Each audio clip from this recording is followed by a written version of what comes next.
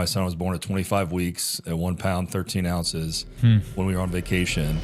We were in the NICU for 95 days, 3 months. Having a kid not only changed his life, but that experience also impacted me very deeply, and I feel like changed some wiring in me. He's like, what if there's an app where dads could leave their advice, leave their stories, save it, lock it away for their kids so they'll always have it no matter what happens. Your son's birth actually was some of the original things that birthed what Hey Dad's becoming. Exactly. God's life plan for everybody. There's different things that intersect the path, right? But you're not asking for and you don't anticipate. When you're in the valley like that and there's nothing you can do but look up, like we had to draw closer to him and really rely on our faith. Dads, they grew up in that era where it was let's push all those feelings down, right? It's like I'm a man. We're not talking about that.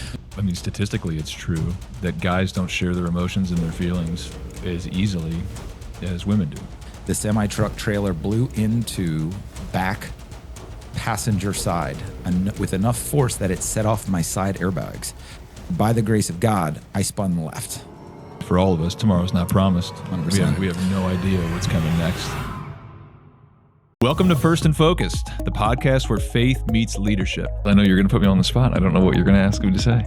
I'm Mark Greaves, and in each episode, I sit down with business and industry leaders who put God first in their work and stay focused on building his kingdom through their calling. I could sit here and talk with you all day. Keep up the great work, brother. The Lord is using you powerfully. I love you. I love watching what Jesus is doing in your life.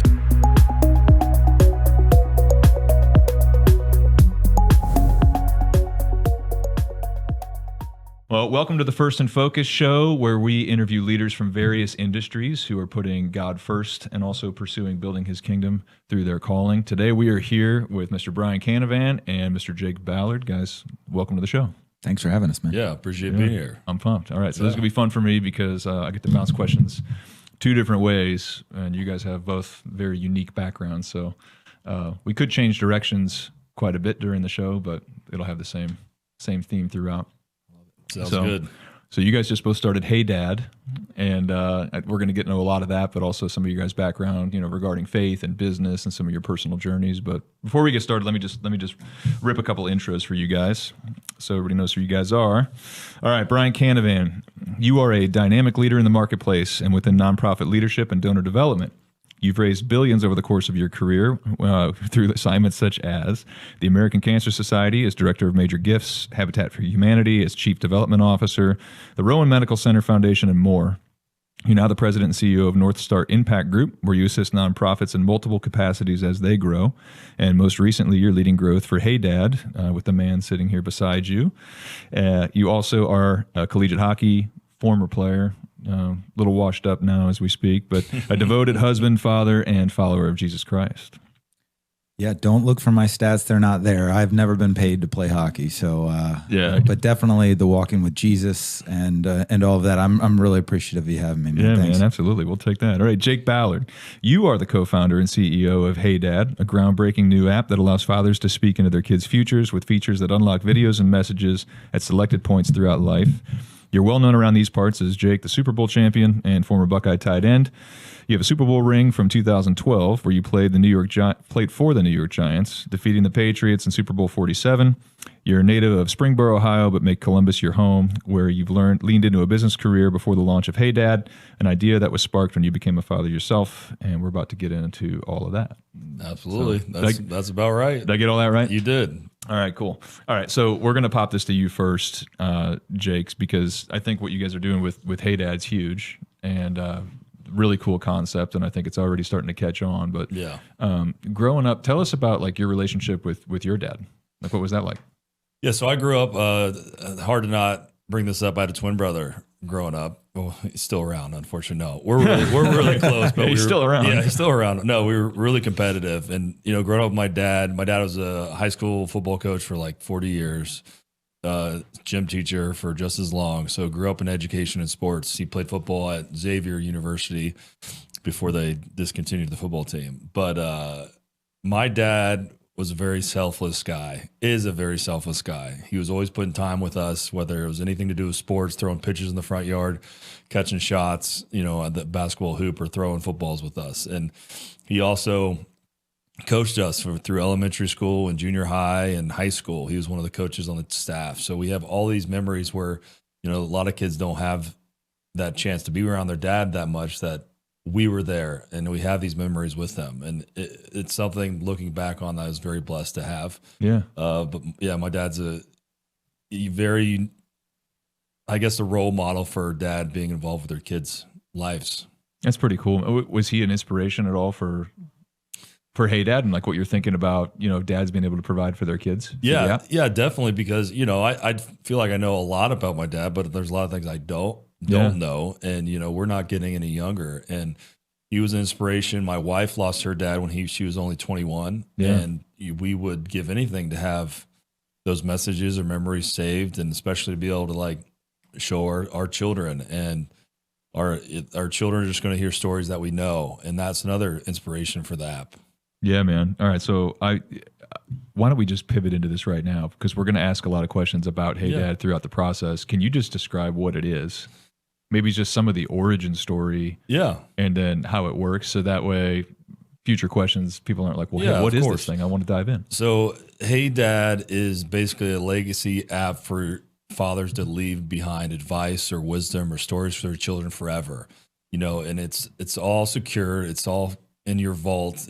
We don't even see the data. It's all very streamlined from that standpoint, but it's a platform to make it easy too. We have a bunch of different prompts to help kind of get those creative juices flowing, get talking points that you might not think of with your kids. And a lot of times it's just easier to talk to your phone than maybe have conversations with your kids, or maybe they're not ready for these conversations, right? So, I have almost a 2-year-old.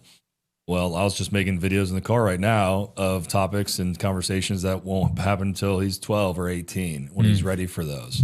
This whole idea kind of came about after I became a father.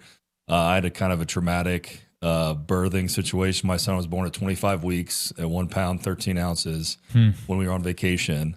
So 1 pound? 1 pound, 13 ounces. Wow. So micro preemie is what they called him. And caught us all off guard. He was born at Duke Hospital. People at Duke absolutely saved his life. I mean, Jesus saved his life, but Jesus put us at Duke, and they did an incredible job. He's a miracle. But we were in the NICU for 95 days, 3 months. And having a kid not only changed his life, but that experience also impacted me very deeply, and I feel like changed some wiring in me. And I wanted to just be the best dad I could. And also, you hear about fathers leaving notes for their kids or messages. And I have our other co-founder, Justin LeFew, who's been a good buddy of mine for a long time. And he's very intentional with his kids and the messages he leaves or notes he leaves. And I asked him one day, I was like, hey, are you using anything for notes, or what are you doing? He's like, well, I have been just writing it in my notes app on my phone, but I have this idea. He's like, what if there's an app where dads could leave their advice, leave their stories, save it, lock it away for their kids so they'll always have it no matter what happens. And we can make it easy. We could create prompts and ideas that make it easier for their dads. I was like, that's amazing. There's nothing else like that. And he's like, no. But he's like, this just hit me. I was like, I'm all in. Yeah. So that's just kind of how we got started. Wow. So your son's birth actually was some of the original things that birthed what Hey Dad's becoming. Exactly. Yep. Wow. That's crazy. And your son's doing... He's perfectly healthy, happy little boy. He's 99th percentile. My wife is also tall. So like you would never know looking at him. He's a madman. And what were the odds of that? Have you ever looked at it? So when we were going to labor, that's when I was all on my phone and Googling all kinds of things, like seeing life expectancy, all the things that could go wrong. The success rate was like 80% at 25 weeks. And I never looked up the percent chance of that happening, but it happens more often than you think. Yeah. Well, it's just really interesting how God's life plan for everybody, there's different things that intersect the path that maybe you're not asking for and you don't anticipate. No, yeah. But he uses those experiences to form what's next. Yeah, and also make you lean on him, right? When you're in the valley like that and there's nothing you can do but look up, like we had to draw closer to him and really rely on our faith and, you know, praying over our little boy and it's not called an incubator, but I always call it incubator. Praying over our little 1 pound boy who could fit in my hand, right? We'd pray every day over him and hands on him and watched him grow. And sometimes it's thinking about it, like sometimes I forget until I start talking about it. Like, it was a tough 100 days for I'm sure, man. Yeah, absolutely. Well, pivoting over to you, Brian, like, so obviously you're a father. Yep. And you've got a lot of experience in some things taken from a piece of something that's new and growing it from, Jump Street, and then also things that you've jumped on where it already had momentum and taken it to the next level. What made you want to get involved with this? Yeah, so truly, this is what's special about this is the God-ordained nature of how this all came together. So my wife, Megan, of 16 years, I have an 8 and 11-year-old daughter. She lost her father in a very tragic accident when she was 18 months old. And so she doesn't have any memory of him. No, just pictures and, as you said, spoken stories of trying to keep their memories alive. My stepfather, who was integral in raising me, died when my daughter, my oldest, was 18 months old. And I give you that background to say about 6 years ago, we were having a conversation about a tough decision. And my wife, Megan, kind of offhandedly said, I would give anything to get some advice from my dad right now. And in prayer, that sparked me. I've got 3 different degrees in marketing. My background is in that. In the first one didn't take. No, just get third time's a charm. Keep going. Yeah, they get more expensive though. So I go down this path, and I actually started a company with basically this exact same thought process called Legacy Alive. And I took about 4 years, created a growth strategy, created the company, everything. And one of the things you realize is the back end security of Hey Dad. It's bank level encryption. So when you're giving your most raw advice to your kids, I want to make sure that is secured forever. There's redundancies and all those things. That's very expensive without the right skill set. And that's not my skill set. So I spent 4 years on that. And with 2 kids, I let it go. I didn't have that ability to take that swing. And so fast forward, Jake and I have known each other through some philanthropy and some different things. And a golf game last year, after golf, we were in the parking lot, and again, we all know this is God driven, but he goes, I'm excited to tell you, like, I feel compelled to tell you about this thing, and explained my company word for word. And then he goes, but we don't really have a great growth strategy. And I whipped out my phone. I was like, I spent 4 years on this and I don't have a working prototype. And so it was one of those things where it was like the puzzle pieces just clicked together. Right. Absolutely. How weird is that? Yeah. Well, I mean, it's not. I mean, you start to not see coincidences the longer you are following the Lord, but how crazy. Yeah. And so it's funny, and I don't know if I've told you this, but my only thing in that, when he said it's called Hey Dad, was, I'm like a marketing, got some marketing background degree. And I'm like, oh God, this guy's cut half of his market off and just focusing on dad. So that was my first thing I was going to school you on. And then as I've done the market research and everything, I'm realizing it's actually brilliant, because dads, fathers, our dads, both my biological dad, my father, and my stepdad, they grew up in that era where it was, let's push all those feelings down, right? It's like, I'm a man. We're not talking about that. So for like that generation that we can help give the words to, with the prompts and things like that, and being able to walk them through. And as Jake mentioned, it's a little easier to talk to a phone than it is to, face to face. For our generation of men, busyness is, all of us face that. And so it kind of solves both. And, we've all married here, and I thank God for my wife. Women are just different than men. So being able to concentrate and help dads and grandfathers with Hey Dad, Hey Mom could be coming in the future. I don't want to drop anything. Wink, but wink. So that was one of the brilliant moves, but this has been kind of a God-ordained thing. And so it's been fun to see, my North Star business do what it's doing, and then God opened this door through the friendship with both Justin, Jake, and this company. Well, I think it's really cool you mentioned this, because I think it's true. I mean, statistically, it's true that guys don't share their emotions and their feelings as easily as women do. We're not comfortable with it.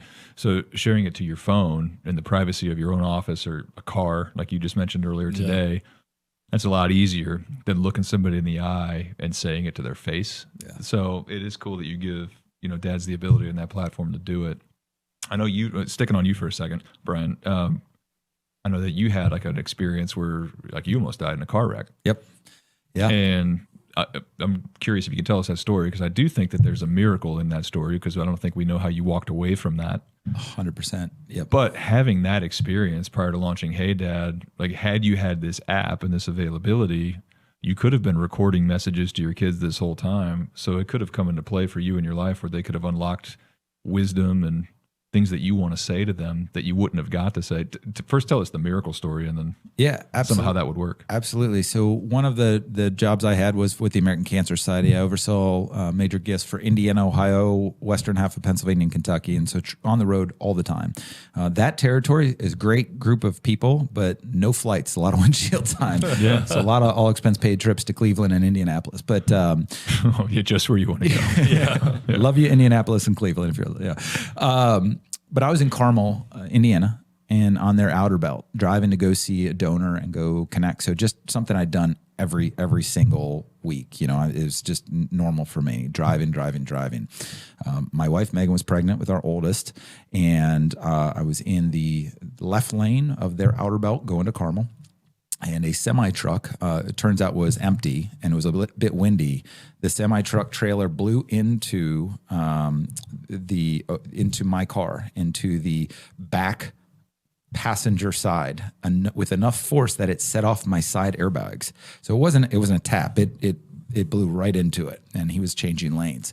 Physics would tell you that if you hit the back of that car, my car should have spun under his trailer, which they said I would have been gone for sure. By the grace of God, I spun left. So he hit me. You can see the pictures. It destroyed the wheel, destroyed the back, and I spun left. I hit a cement divider, concussion in the hospital, things of that nature. My poor pregnant wife had to drive to Indianapolis. Oh, geez.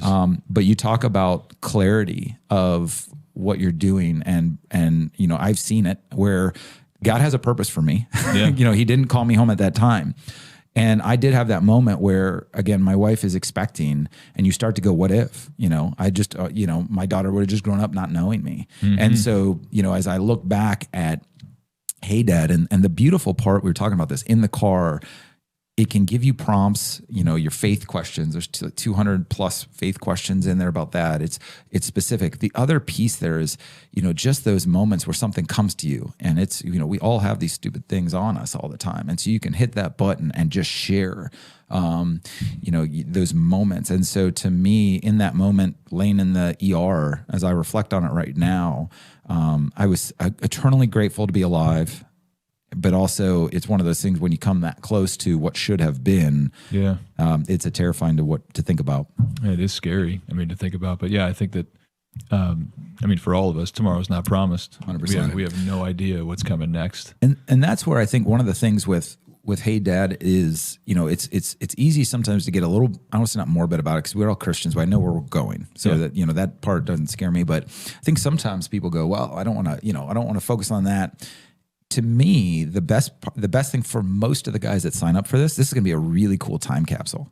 So one story I'll give you, and the other piece here is you can do those planned out, prompted things, but also being able to get the sporadic moments that happen in life. Mm-hmm. So I'll give you my one that is, I think, perfect. No, this is a great point you're making. I don't know where you're going to go with it, but in my head, it's going somewhere. Yeah. Yeah. So my daughter is 11. And for school, she was reading the book of John, right? So I was reading the Gospels with her, putting her to bed about 3-4 weeks ago. And I'm not naive. I know at 11, my daughter, I'm less and less cool every day. Mm-hmm. I love her. She's adorable. I'm so blessed with the greatest kids. But 11, and so I don't know how many more nights that she's going to want me to put her to bed. And so, and we were reading the Gospel of John, and she said this really profound thing, dark and light, and kind of really just, it was like amazing. And again, we have these things on us all the time. So I just pulled out my phone and hit it. And I was like, hey, I don't know how many more nights I'm sitting here with you. You're 11. You just are finishing 5th grade. You just said this really cool thing. And I'm just cherishing this moment, and I'm cherishing being your dad. And I just want you to know that I love you and all that. And then she sees herself and she's like, hi, future self. And I'm like, to me, I plan on being here. But in 10 years when she's at college, she'll be able to have that moment. And I think that's a really cool thing that, you know, you look at, there's a lot of programs and projects that let you do a book or do a thing. And those are great. They're project based. But for the next 20 years, man, your kids are growing, Penny's growing. there's going to be so many of those moments. And that's one of the coolest things is being able to just capture those. Well, and the other beautiful thing is you get this age of yourself recorded, because later in life we're going to be older, and we're not going to remember everything. Right. So when they ask us about stuff, we're just not going to be able to recall it. So how cool is it to be able to hear from your dad in the future, but in the versions that we are now, right? Where the memory's fresh and we look younger, and we've just lived the moment. Yeah, that's a beautiful thing. Yeah, I kind of talk about that all the time. I think it's cool so you can see your dad grow as a parent when you're a parent. Yeah. Or something. You know what I mean? So like, oh, here's my dad when I was 1.5. Now I have 1.5-year-old. Yeah. And my dad doesn't look like this anymore. Act like whatever it might be. But preserving the now to where for them to see when they'll be in a similar place is cool. No, it's huge, man. It's huge. Well, let's pivot off Hey Dad for a second, because I want to get a couple other things, because you guys have just such unique and cool stories to tell. My one question for you, Jake, is like living in Columbus as a former Buckeye, and now that you've pursued business and now you're doing cool stuff like Hey Dad, is it hard to separate the former athlete self from like the current version of like what you're pursuing? What's that like? I feel like anybody who plays sports at a high level, it's always hard to like separate those two, because you're so ingrained and it's something you were working for your whole life. Like what's crazy about me, I don't know, Mark, if you I still have dreams where I'm getting ready for practice. And whether it's at Ohio State or the NFL or any of the NFL teams I had, and it's either I'm getting ready for practice or I'm getting ready for the game, but I'm constantly getting ready at a pace that's so slow that I'm going to miss the game. So then like the locker room empties out, and then I'm still getting ready and I know the game's going on, or I'm late to the stadium.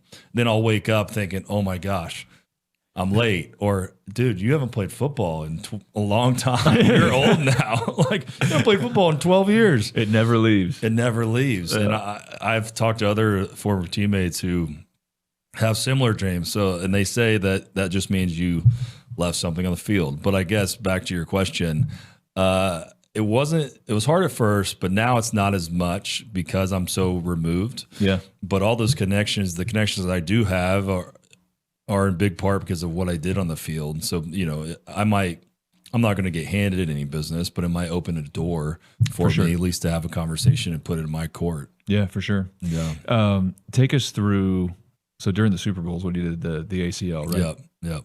So what a weird moment that must have been, because every kid that plays football, I'm sure, dreams of playing in the Super Bowl and winning the Super Bowl. And you get that opportunity, but then obviously your career takes a complete left turn right in the middle of that. Yeah. What did that, I have 2-part questions, so I'll ask both, but like, how was it mentally to handle that? It was tough. So it was a culmination, right? Like, this was my second year in the league. My first year, I was undrafted. First year, I was up and down off practice squad and didn't get a lot of playing time. Second year, I ended up winning the starting job out of camp. Played really well all year. I led the league in yards per catch as a tight end, and it was also my end of my contract year. So I peaked at like the perfect time. Yeah. You helped I was the third leading receiver in the Giants. Like, I helped the Giants get to the Super Bowl, had big games, and like we were already negotiating a long-term contract with the Giants, but we decided to postpone it until after the Super Bowl. So, I ended up blowing my knee out in the last 7 minutes of the game. And it wasn't just a normal ACL. I tore my ACL on the field. They took me off the field, checked my knee, and thought it was not my ACL. So like, maybe it's meniscus. So I was like, tape it up. Like, let's go. They tape it up. They're like, all right, we're going to have you run back and forth on the sidelines, test it out. And it just did not feel good. And then they told me to try and stop on it. That's where I got some cartilage damage. Also tore my meniscus at that point, and my ACL was already gone. So it wasn't a standard ACL. The cartilage damage is what really led me to my early retirement in the NFL. Excuse me. But yeah, it was disheartening, and I was in my own head a lot because I was on the verge of signing, 4 or 5 year deal for 20 or 25 million. Yeah, you're right up against the edge of basically your wildest dreams coming true. Right. And then they don't come true. Right. How did you handle it? It was tough. Honestly, a little feeling sorry for yourself at times, and the rehab journey was very tough. And then I ended up getting traded to the Patriots while I was hurt. So then I just got shipped off to a team I didn't know anybody in an area I didn't know after we just beat these guys in the Super Bowl. Yeah. And then I ended up getting cut from them a year later because my knee was not doing well. Then I had to go rehab in Minneapolis for 3 months by myself to get my knee better, and eventually signed with the Cardinals, blah, blah, blah. You know, played well, signed the next year. Then I ended up retiring at training camp. So then, like, football was done. Yeah. You know, and at that point in my life, I would say I knew of the Lord, but I didn't know the Lord. Well, this is my next question. Yeah. Was I was going to say, like, how did you lean on faith, and where was your faith during that? Tell us that story. I think I didn't have faith was not as big a part of my life as it should have been, and I was chasing things that didn't matter and living more worldly than biblically, and it showed. And I think that's also how I handled stress because of my lack of relationship with Christ. And so I leaned on earthly things that never fill you up, right? Maybe temporarily. And I know if I wouldn't have got hurt in the Super Bowl, I would never have met my wife, who got me back on the train and led me to Christ and ended up getting baptized. And I would not have had any of that, or my son, if I would have kept playing football. Isn't that crazy? It's crazy. So you weren't dating your wife at this time? No, I moved back to Columbus. She was finishing up school at Ohio State, and that's where I ended up meeting her at the gym. Yeah. Yeah. Wow. Okay, so looking back, would you redo it? If you could not get the ACL tear, now knowing that you have your wife, your family. Oh no, I would track you're on. I would go through it all 100 times over to make sure I get this life right now. Isn't that crazy? No. Wow. I mean, it's the old adage. I mean, people, if you ever looked at like these statistics, people that get a cancer diagnosis and make it through, they say it's the best thing that ever happened to them. People that win the lottery 5 years removed say it's the worst thing that ever happened to them. Right. It's kind of interesting how some of the things that we desire in the moment aren't always what's best for us. Yeah. But then going through struggle and having to actually make it to the other side, you look back and you're like, that's actually the best thing that ever happened to me. It set me on the course I'm on today. Oh, there's no question. And it's funny, like you say that 5-year thing. And they say 5 years after people being done, guys in the NFL being done with football, 70 or 80% of them are either divorced, broke, or clinically depressed. And maybe all three. Maybe all three. Yeah. Yeah.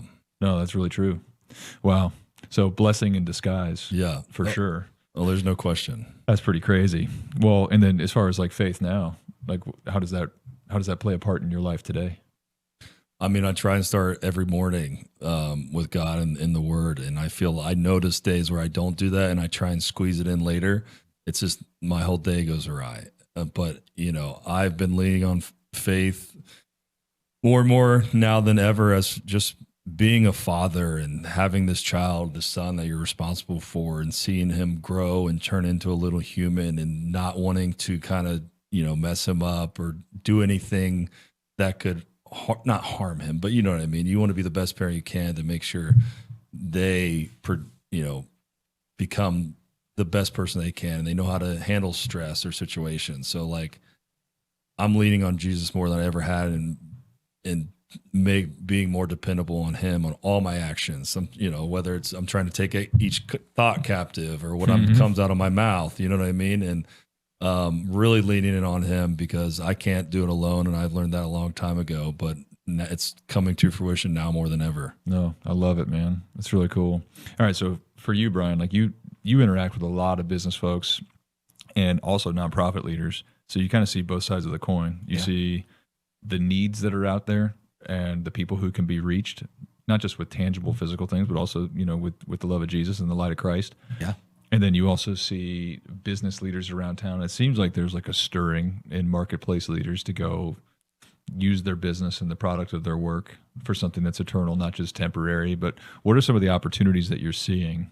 And are you seeing more dots connect, or are you seeing more bridges and kind of barriers? Absolutely. I think more dots connecting. And I think I bring it back to my business. So my, you know, business that God has been really faithful in launching over the last year and a half, North Star Impact Group. So I worked for nonprofits for years and years and years. And early on in that, I made that decision that I was going to, I was asked by a sixth grader actually teaching children's camp in Kentucky, of all things. When you have to explain what your business is to a sixth grader, you better know what it is. So Yeah. I was explaining, and he goes, "So it's like a ministry?" And I said, "Yeah, yeah." And as we're walking in this church camp, on the pillar was Psalm 127, which is, "If it's not built on the house is not built on the Lord, those that labor in vain." And I'm like, "Oh, thank you. Sorry." I'm sometimes thick-headed.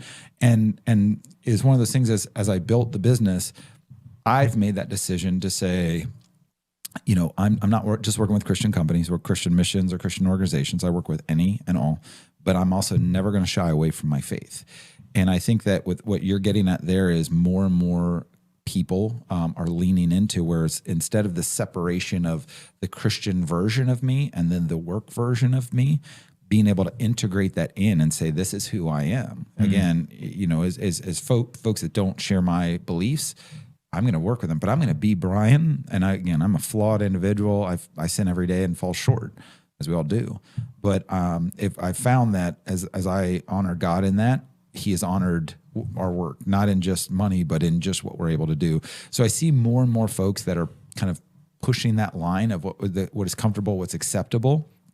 And the big thing there too, I see with nonprofits, is being able to fill physical needs, but also give spiritual hope to folks. And that is the most powerful, and that's the most fun to be around. Are you seeing in the nonprofit world, a lot of them seem to be struggling because, as you know, like we're in an inflationary economy right now. Yep. As things get more expensive and a little bit thinner, typically donations seem to wither a bit. Yep. But nonprofits' expenses are also going up. They're not immune to it just because they're not a for-profit. So as they have rising expenses to meet needs, they also have more difficulty raising funds. Are you seeing that across the board right now? Yeah, it's a perfect storm where certain donors are pulling back, and donors, again, I say certain. The needs and the expenses are higher. So, example, Stowe Mission I work with, and I encourage everybody to go down and check them out. They're amazing. Stowe Mission, they just let me know that there's a 63% increase in homelessness year over year. So, there's a 63% increase in homelessness. So, to me, the need of what they're trying to do is just up, and they're trying to fill that need. Yeah. Grant dollars are harder and harder to come by. So that's where a lot of the nonprofits now are, falling away, and those that aren't doing it relationally. So I say that some are leaning back. The beauty here and the hope is Stoicene is that new people are stepping into those needs. So what I would tell every nonprofit is, this is where I tell people, don't rely on just a golf outing or a gala or transactional fundraising. If you have a incredible mission and vision statement and you give that to people want to get involved. So, the shower ministry, haircut ministry that Stowe's done, they saw a real need that people are not getting showers on Parsons Avenue. Yeah. And so they've got these couple showers. They gave 1,300 people a shower last year, and there's a waiting list. So they could triple that. And so with a lot of support with incredible Christians, they're doing that in the haircut ministry, which I know is near and dear to your heart. Somebody has a barber shop. Well, our barbers will be in there. Absolutely. We've already talked about it. I was going to say, I love it. And it's taken off and it's been incredible. So I guess I answered that question by saying, if you look at the nonprofits as a whole, there's over 17,000 registered nonprofits in Franklin County alone, 84,000 in Ohio, and 2 million in the United States. So there's so many. And what I always encourage folks with to say is, don't focus on transactional fundraising, because that will ebb and flow. And that's the ones that are really having a lot of trouble. Yeah. If you really focus on what your mission is clearly defined, and invite people in, they're going to want to be a part of it. And so there's a lot of folks with Stowe as an example. Appseed's the other one. I think you interviewed Greg Alcorn, and that one there, I know them well, and they're amazing. Tree of Life, all these incredible groups that are doing that people are saying, okay, there's funding sources left. I'm going to step up, and I want to be involved, and then it's fulfilling to them. So it is tough time for nonprofits, all of them, whether it's the Bridge. So many in Columbus. There's so many incredible ones to know.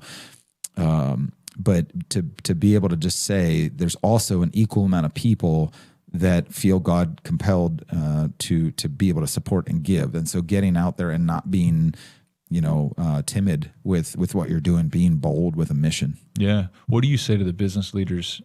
I mean, obviously there's plenty who are being generous, and a lot of times you feel, going back to the same well over and over and over again, it gets hard. What do you say to the business leaders who maybe haven't jumped in and are using their work to go fuel some of this? Yeah.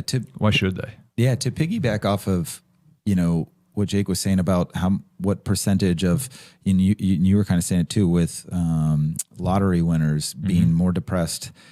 It is one of those things where what you were chasing as a leader and what you're spending, this side of heaven, the private school, the mortgage, all of that's not going away, and that stress is going to be there.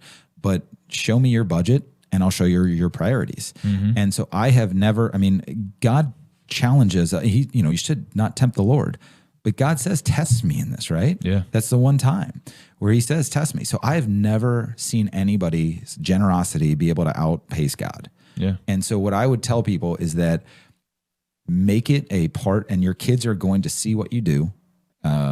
Fun story. My kids, and again, I don't claim to have all this figured out, but we've been something as a family where we say, here's our philanthropic priorities. Here's what we're going to do. We're going to tithe. We're a tithe business. That's a big piece of what we do. We give to these other groups. This is what we do. So to talk about Stowe Mission, my youngest, Abby, so I brought her down there and she volunteered and she saw a need, right?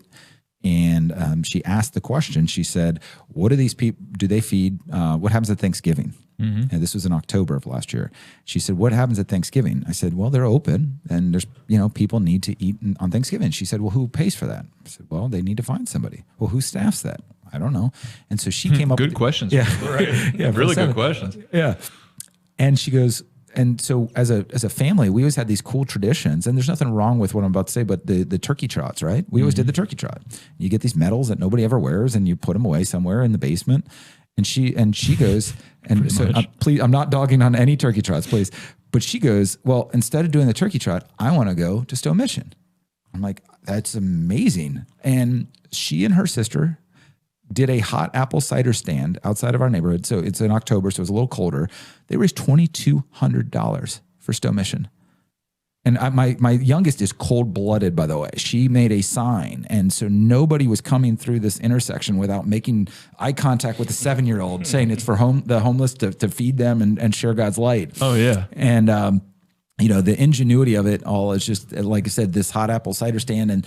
And then we as a family invited others, and we went down on Thanksgiving and we fed over 200 families. Yeah. And to me, so I say that to say my encouragement to leaders is you can do all the things, the sports, everything that we're feeling this tug of the world to do, be, and provide, put away in your 401k, your retirement.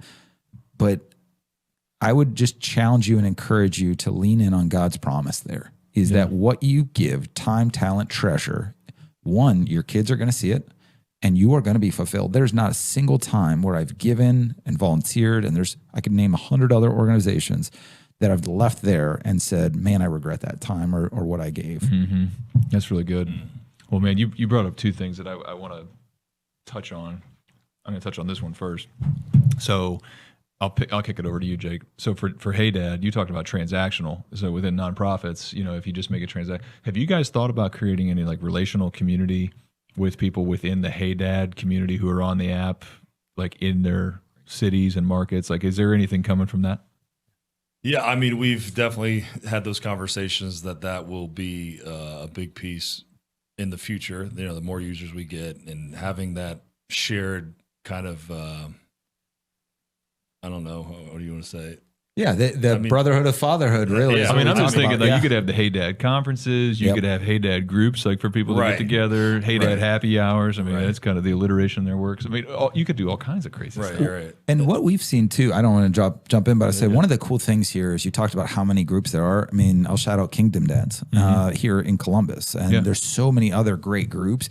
So we also I think one of the things that we're all cognizant on prayerfully is that Hey Dad, I think, is a very, very incredible tool. And we want to be walking side by side with all the other incredible groups doing it. And so, but a component of that, the faith, one of the things I think that I would highlight is age appropriate advice. So, your kid's 11 and, as things are popping up and prompts and things like that, is what are other dads seeing? Some advice and pieces like that sharing. So I would just, that could be really cool. Yeah. Yeah. Well, having like a community group like on the app where you can like not a message board, but simplest terms, kind of like a message board, different ideas or what they're going through, what they've told their kids or memories they left. So that's definitely on our big to-do list. The more we grow and get to where we want to go. Yeah. I can see people like putting in like, hey, I got to tell my kid about the birds and the bees. My dad never did it. Right. How do I do it from a right. biblical perspective? Right. What are some best ways to like talk about this to my kid? I mean, just like that's one example, but yeah, I could easily see that being like an advice board. Right. And there's going to be dads of all different ages and grandpas on there. So like, if you haven't figured it out yet, maybe somebody else has. Have you guys thought about any partnerships with stuff like All Pro Dads? I know they're getting involved here big time. And so I've had lots of conversations with All Pro Dad and, them also being a nonprofit. We all have the almost identical demographic group that we're trying to serve and bring good into those dads' lives. And I am going to All Pro Dad event in Columbus. I've talked to a couple guys at All Pro Dad. Patrick, you didn't put me in touch with him, but Patrick Stevens is his name. We do want to get involved, but them being a nonprofit, they're also looking for a lot of funds to sponsor their events, and we're just not there yet. But I told them, I was like, we're bootstrapping this thing, we're green, but I'd like to have goals where I sponsor every one of your All Dad chapters in a couple of years. Yeah. And so I'm going in there, and he wants to get me in front of Coach Dungy and talk to him, and Coach Tressel actually put me in touch with those guys. Yeah. So, and I never really pull on that string too much because Tressel has a lot going on, but he was stopped. Yeah, he's kind of like lieutenant governor. Right, right. He had that and all the different athletes he's had and team. Players. But I was very blessed that he was able to do that. So great organization. What does All Pro Dads do? What's their thing? So All Pro Dads, they have a weekly newsletter of things that dads are going through, how to teach your kids certain things, and really cool educational newsletter. And then they have chapter events every month, usually at the kids' schools. So like before school starts, there'll be breakfast. Dad goes there with their kids and they lead them through exercises. It's usually a fun little outing. And then once every year, there's an event at the major professional stadium or college like Ohio State where they bring dads in and have a fun event with games and activities and speakers and just make it all about the kids. Yeah, that's really cool. Yeah, it is. I think that the essence of it all too, though, is one of the things that I love is the three of us, the shared that God is driving this all and has made possible, as he mentioned right now. I have a regular business, you have a business, Justin's got a business, and this has been really God driven. So we want to be really prayerful on who and what God has for us as what part of that. And so, as I think about, like I said, going back to the Kingdom Dads, everything that Mike and that group is doing and the cohorts there. The other one is Duke Heller and the Letters from Dad. Yep. So we're connecting with him, and I obviously all the respect in the world for Duke and everything that he's accomplished and done for kingdom work. But he talked about Letters from Dad. Yep. So there's so many components, and so that's my open invite as ever is. We kind of know what our lane and what makes this really unique, and we want to be a part of all of this. I mean, I think all of our hearts are, I want to get this into every dad's hand that could ever be helped by it. And that's my hope for it is I saw the biggest gap in my, growing into a Christian man and what I wish I had. And I know, what you had and everything like that. And being able to provide that for dad, that's my mission right now. Yeah, I think it definitely complements a lot of these other dad-based either ministries or groups, like whatever it is that they're trying to do. It's not stealing it from them. I think that's what's really cool about what you guys have created is you didn't recreate a new wheel. It's like a spoke in that wheel of fatherhood and obviously trying to sow into your kids' lives. Right. And then also as like a protection thing of like, hey, if I'm not here, there's these little pieces of advice that still unlock for me. That's what I think Letters from Dad's all about. Yep. I mean, when you hear Duke talk about that, especially from like a deceased father, kids will get those letters out and reread them over and over and over throughout their life. I've done it. I've already done the letters from Dad. I've read it. I have them. My girls have it. And his message to us, and I don't know Duke well, so I cannot wait to get to work with them. But he said in his note that he believes that this is the next step of letters from Dad. Of you have those letters, you also have some video, right? Yeah, face and audio. Yep, authentic. No, it's true. Video, all right, so a couple of like technical questions. Like if I'm a listener and I've heard all about this, how do I know that my videos will still be here in 20 years? Well, it's all secured on the cloud storage. So, I mean, it will be here in 20 years unless you delete your profile. But there's a bunch of warning signs about that. And, and a big reason we're doing it is for those memories and storage to be around when the dad might not be there. So in case that does happen to our users, they have access to all those videos for life. We're not going to be charging them memberships anymore. There might be a minor fee for storage and replaying, but if you cancel your membership, you still have all the videos. It's as if you delete your profile, you don't have videos. So if a dad gets deceased, the kids will get access to all the videos unless they're locked, because we're still going to carry out the dad's wishes. Just because he's gone, he still might not want you to see that piece of device until certain age, until that age or that milestone. So that's just kind of, it's like a will. That's what it is. But we make sure that you have access to it. All the kids have access to it. Yeah. And there will be, so right now you go into the app, you create a code, and then you go to the website to have the access to the videos. There will be a kids app, Hey Kids. So it'll be much more streamlined, very easy to do, and just more of like a TikTok feel when they're scrolling through videos. They'll be able to ask their dad for, command or videos or advice or memories. Yeah. Send questions, like more real time. That's pretty sweet. That's really, really cool. Oh, go ahead. Oh, no, I was just, with the world of outside voices and social media, we're really, a big part of us is trying to give dads the microphone back to being a main voice in their kids' lives. I was going to say, a lot of things that you see on media, whether it's TV shows, movies, I feel like a lot of times the dads, over the last 20 years, they're portrayed as being like a complete idiot or like, doesn't know what he's doing or always screwing stuff up. Like, right. I don't know why that is, but I think we need to like redeem fatherhood. Like, what does this picture of a dad look like? Yeah, no, I think that was done on purpose. It was to attack the nuclear family. That's very, at least apparent when I look at it.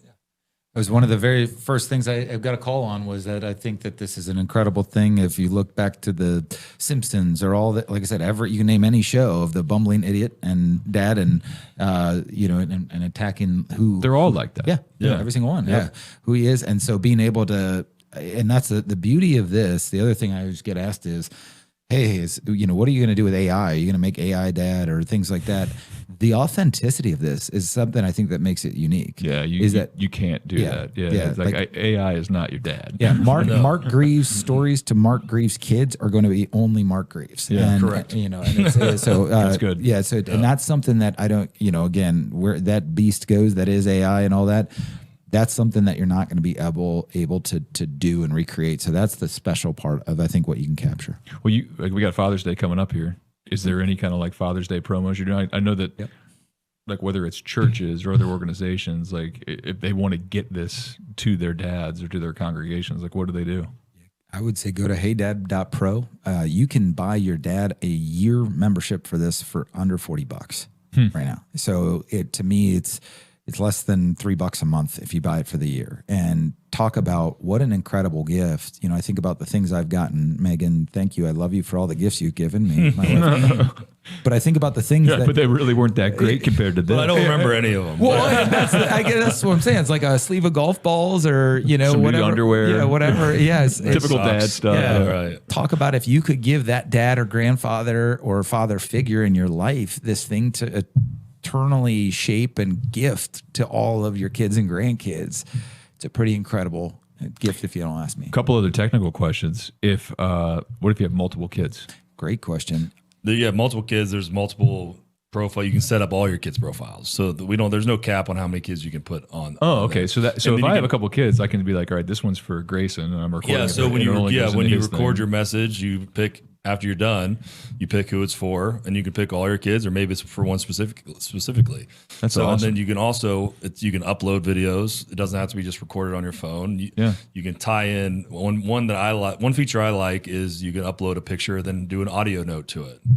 So it's pretty cool.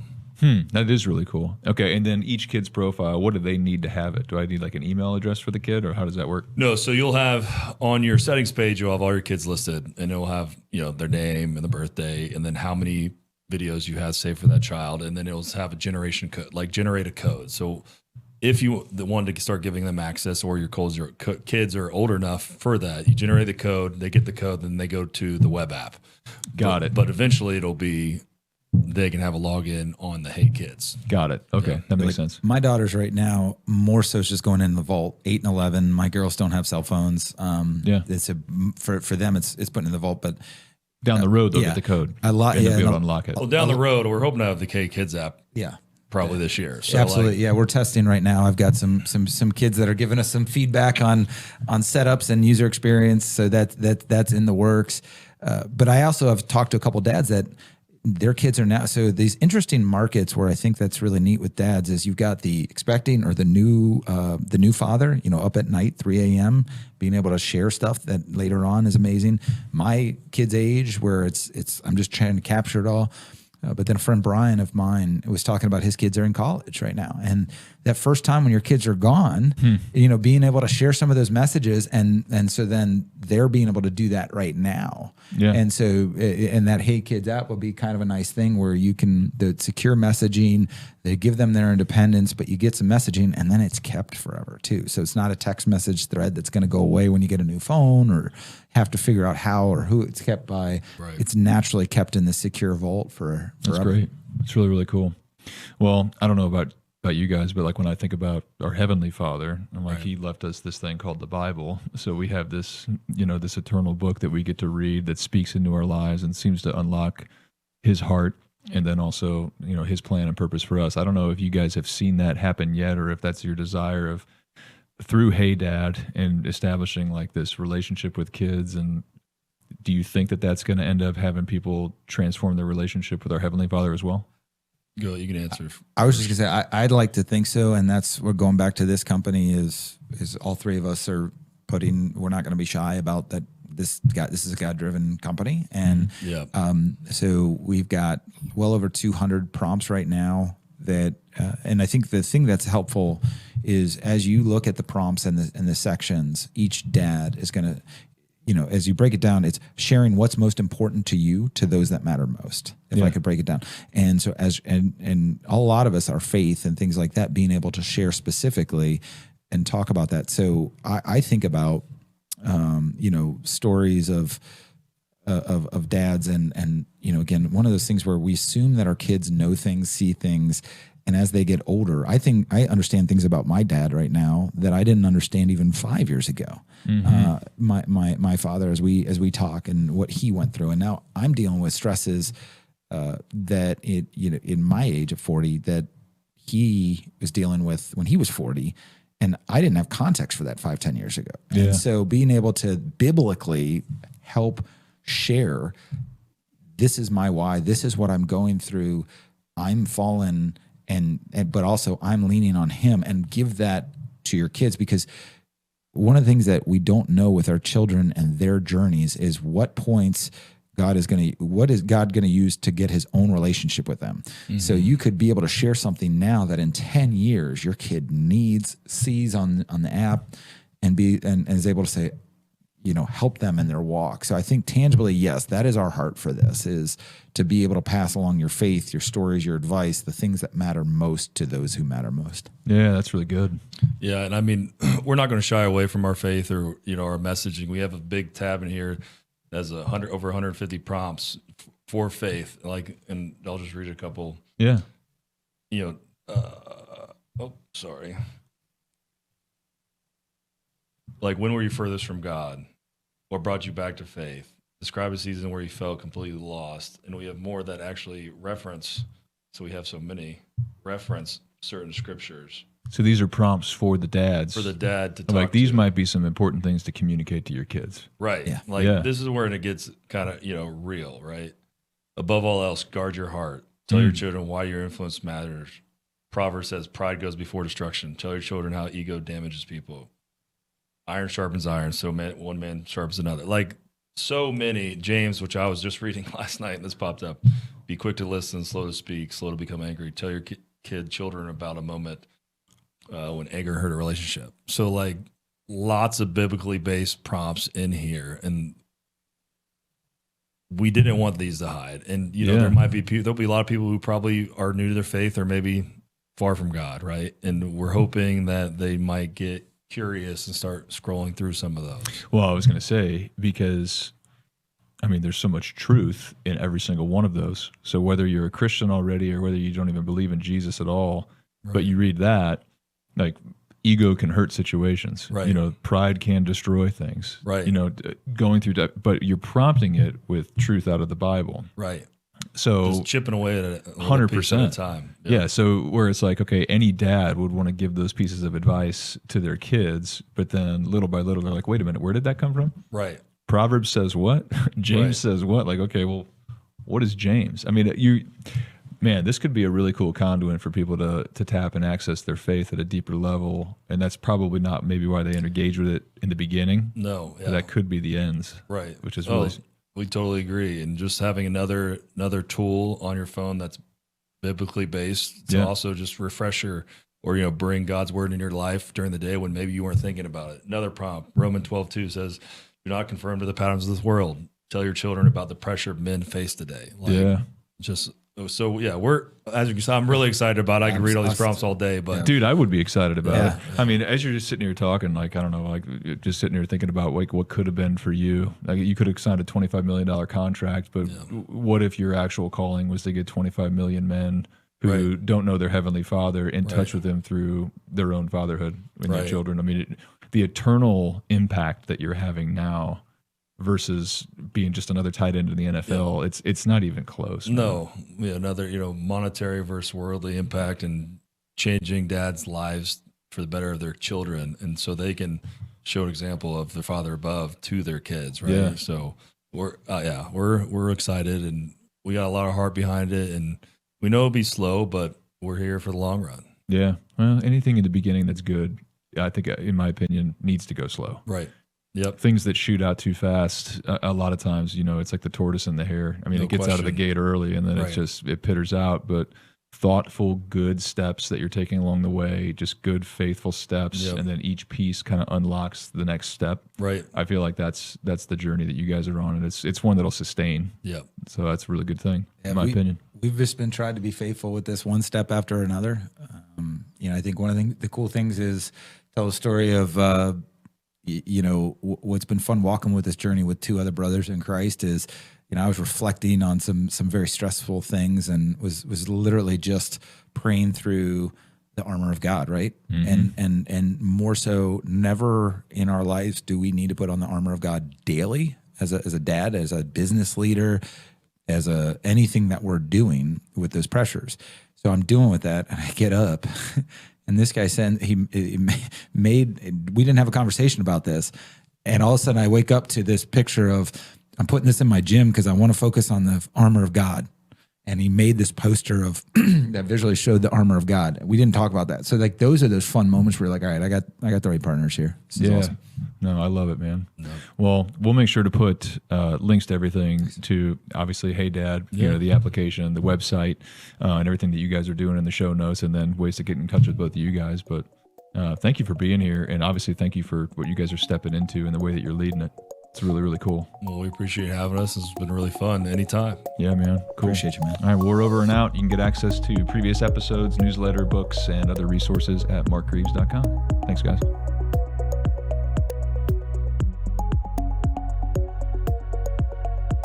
Thank you for watching the First in Focus show. If you enjoyed today's episode, make sure to hit like, subscribe, and then share with a friend.